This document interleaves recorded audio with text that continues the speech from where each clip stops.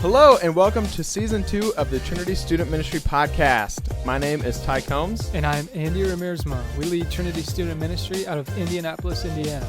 This season we are talking through the book of Acts, which tells the story of how the early church was thriving even in the midst of chaos. This speaks to our culture today as we see the global pandemic and racial injustice among many other forms of chaos in our day. Thanks for tuning in. Be sure to follow us on Instagram at TC_studentmen for daily updates and information.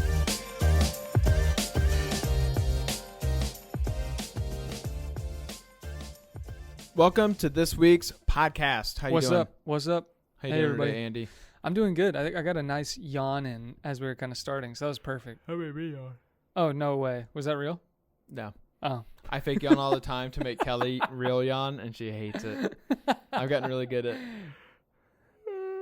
Dude, but then I that's can stop in the pretty middle. good. Yeah, it makes That's her yawn. She impressive. hates it. The other day, I was actually at a restaurant, and I couldn't decide what I wanted to order. So and you so, yawned.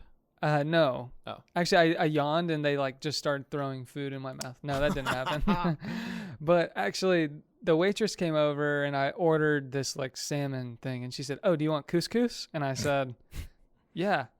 But I was thinking, what is couscous? When you say couscous, I just immediately think about Emperor's New Groove. Cusco? Oh, yeah? Emperor Cusco, you know? Are you thinking of Costco? No.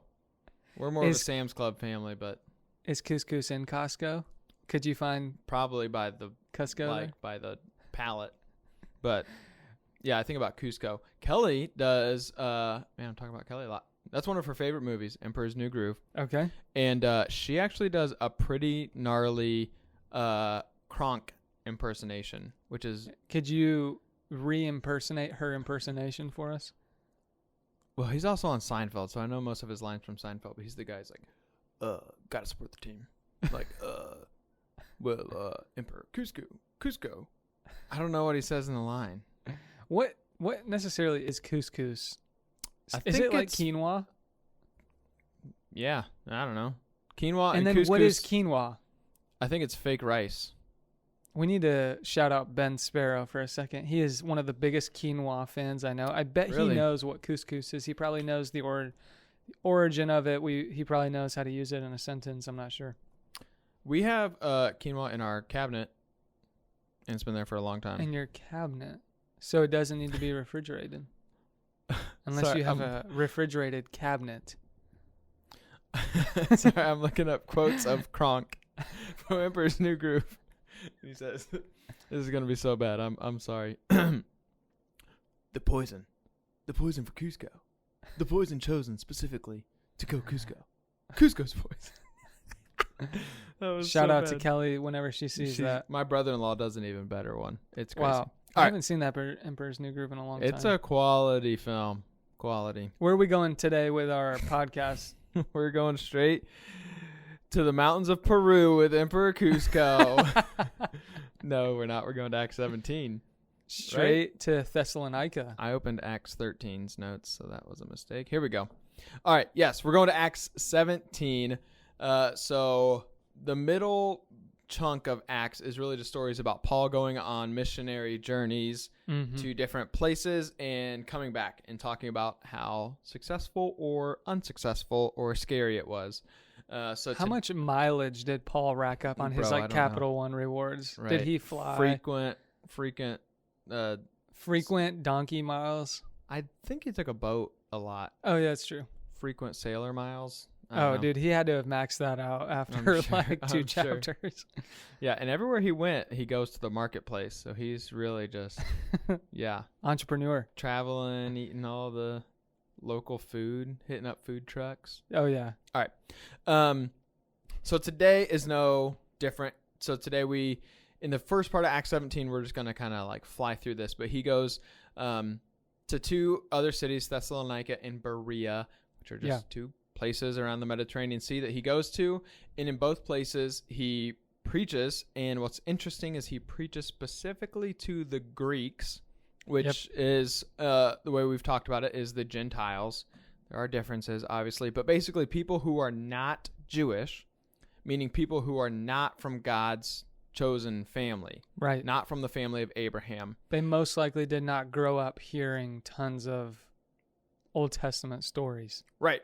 They aren't the people of the Old Testament. Correct. Exactly. So he's preaching to people who worship other gods, other idols, other kings. Caesar is probably the focus of a lot of their worship because that was like his law. You have to worship me. Right. So anyway, Paul preaches to these people, and then the Jews get really mad. Yep. Because they're like, we've been preaching about God, and nobody listens to us. And then this kid Paul shows up, and everybody listens to him because he's talking about this new Messiah that's here, this new Jesus. Right. And they get really mad because they don't think Jesus is actually the Messiah. And they're just mad that people are listening to Paul more than them. So they just start like a riot, it says. Yeah, they wanted to kill Paul over and over and over and over. They stone him. He, just a few chapters ago, got stoned, got up, and went back into Jerusalem. Yeah. So. Yep. And so they go through this whole thing again. And Paul is kind of like rejected. But some of the Greeks and some of the Jews start to believe. Right. And follow Paul. And men and ultimately, women. Yeah. Yep. It does. I love about this chapter, it makes a specific point to point out that so many prominent women right. It says that to follow. twice. Yeah. At least. Yeah. I love that it highlights that. So what we're going to be reading today is these two verses that Paul reads in Athens. So now here's what I want you to like really listen to. Those of you listening, Andy and I have already talked about it. He's in Athens.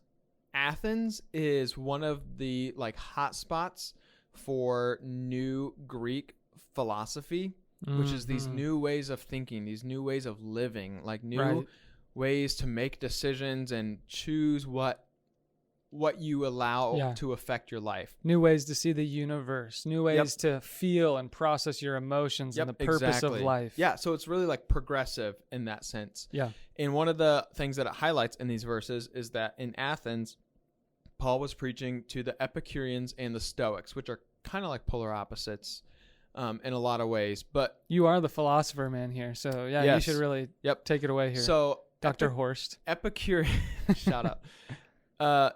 Okay, we'll start with Stoics. Stoics are people who wanted to mute any feeling good or bad. They wanted to like prove that they were unaffected by external emotions and events, so they didn't want to feel pleasure or pain. Yeah, was kind of they're like. So when we talk about somebody's really stoic, it means they're really quiet and their face never changes. Like the Stoics wanted that. They longed to truly not be affected, good or bad, by anything. Right. But to be like masters of their own destiny or whatever. So Epicureans were kind of on the opposite end, where they went full on to the pleasure side of the spectrum. Yeah. And they said, whatever feels good, that's your truth. Truth and what is right in morality is super subjective, not just like country to country, but like person to person. Right. And it's like pleasure is the only good thing in this world. And so whatever pleases you, like give your life to it and worship it. Like interesting. Dive full in to whatever is true for you. Right. And nobody can be mad at you because what feels good to you feels good to you, and that's you. You do you. And I'm going to do me, and we're all going to just like only care about what feels good. Yeah. So incredibly subjective truth in the Epicureans. So that's who Paul is talking to. So Andy, I'll let you read these two verses that are just mind-blowing. They're so good. I love these two verses, and this is bold of Paul, again, knowing everything that you just mentioned, Ty. It says, Paul then stood up in the meeting of the Areopagus and said, "People of Athens, I see that in every way you are very religious. For as I have walked around and looked carefully at the objects of your worship, I even found an altar with this inscription, 'To an unknown God.' So you are ignorant of the very thing that you worship, and this is what I am going to proclaim to you." And so, to basically summarize Paul's claim here, Ty and I were talking about it. The main idea for us for this podcast is the question is not, do you worship something? Yeah. For anyone listening, whether you're a believer or not not really interested in God or church, the question is not, do you worship something? The question is, what do you worship? Yeah. All of us at some level have some idol in our life. Yeah. We look to something for truth. We look to something for meaning, for purpose, for something to revolve our life around. Yeah. So, Ty, to toss it back to you, obviously, worship is such like a strong word to use here. Yeah. And some people listening are like, I don't worship something. Like, I'm kind of indifferent. Sure. I'm kind of cool with this movement. I'm kind of cool with that person. I'm kind of cool with religion. So my question for you is, how do you know what you worship? How do you know you're worshiping something? Really? Yeah. Well, I would say we all, you said it really well, but I would change the question of, it's not do you worship something, but I would say we all have a lot of worship from within us. Like, we all look to something, because we all make, there's some number, like thousands of decisions a day. And what you worship determines those decisions. It might be God. It might be popularity. It might be your pleasure, like the Epicureans. Yeah. So I would say it's not even what do you worship, it's what gets your worship. Because it's like, think about that. If you're a person and somebody makes a decision for your betterment based on your advice or based on what's best for you, like, that's an honor. Yeah. Right? If somebody changes something about their life for your sake, like, that's an honor. So it's like a privilege to receive that. And so I would say, what gets your worship? Because it's like, that's worth a lot. Yeah. Like, that's valuable. Yeah. And that's incredibly valuable in the eyes of God. Like, it's not like he's like, bow down, worship me, command. He's like, I want it. Like, it's an honor for my people to worship me, like, to make decisions based on me. So what gets your worship is maybe a better way of thinking about it. Yeah. And maybe even to take 2 steps back, what I was just thinking about is, maybe we all need to ask the question, and this is myself included, Ty included, is what gets our attention the most? Because what gets your attention the most, you will worship. And for someone who struggles with being ADD sometimes, like doing a million things at once, sometimes it's really hard to recognize where am I actually giving my full attention? Or maybe you could flip the question and say, maybe I'm giving half of my attention in all of these places because I'm worshiping the wrong thing, or I'm worshiping my success or my influence or achievements. Achievements. That would be a struggle of mine. So for sure. I think that's a perfect way to put it, is that what you worship can be so many things. And I'm not just saying, like, if you're a non-believer, you need to worship God. Like, I'm saying for those listening that are believers, I'm saying us as pastors who it's like our occupation to believe. Like, like, we all have those things that we still worship in smaller instances. And and really, to go back to your question a while ago, how do you know what you worship? How do you know what gets your worship? A few points that we talked about was, what does your schedule revolve around? What are you willing to move around in your schedule? What are you not willing to let go of? So, like, what is something somebody asks you, hey, are you free this time? You look at your schedule. Oh, I will never miss. Fill in the blank. Fill in the blank. It could be so many things. Like, I would never miss a chance to help a friend out because I care so much about looking good in their eyes. I would never miss a chance to hang out with this person because they're in the right crowd. I would never miss a basketball game because all I care about is achieving this level of success in my school's eyes, my coach's eyes. Like, that's still worship. I'm not saying those are always, that your priorities are always wrong. Right. But it's worth looking at. Like, what are the immovable rocks in your schedule? And I think just a big thing would be, what makes your decisions? When you have a decision to make, what do you think about? Oh man, how will people think of this? How will people view me? How will this affect this friend that I really care about? Like, some of those are not bad things, but what factors make your decisions? And the last one is, if it were taken away, would you still be able to function? Like is there something in your life? Yeah, you mentioned that one. Is there something in your life that if it were like stripped away from you, you would be truly lost? like you wouldn't know what to do. Like that, Yeah. that's something that's getting your worship Yeah. right And now. students, if you're listening right now, or anyone listening for that matter, I heard someone say one time from a mentor, always stuck with me. When we think about what we worship and what we put our schedule around, a lot of times we say this thing, we say, well, I just don't have enough time to like spend with God. I wish I had more time to put God into my schedule.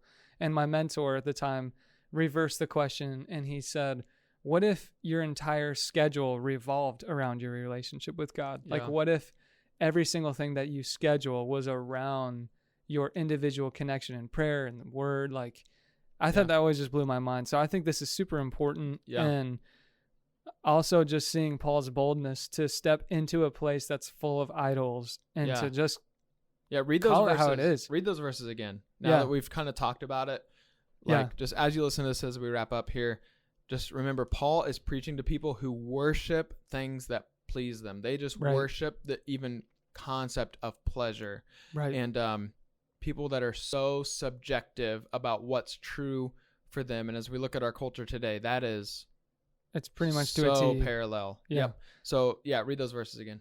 Paul then stood up in the meeting of the Areopagus and he said, people of Athens, I see that in every way you actually are very religious.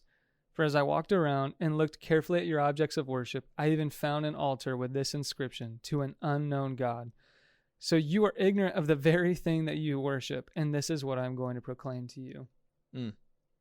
Yep. So again, just to wrap up, the question is not, do you worship something? Like Paul says, I can see you're very religious people. So students listening, Fishers, Indiana, I can see you are very religious. I see that you worship a lot of things. But the question is, what gets your worship? What is worthy to receive your worship? And does it need to be maybe reevaluated? That's good. We love you guys. Thanks for tuning in.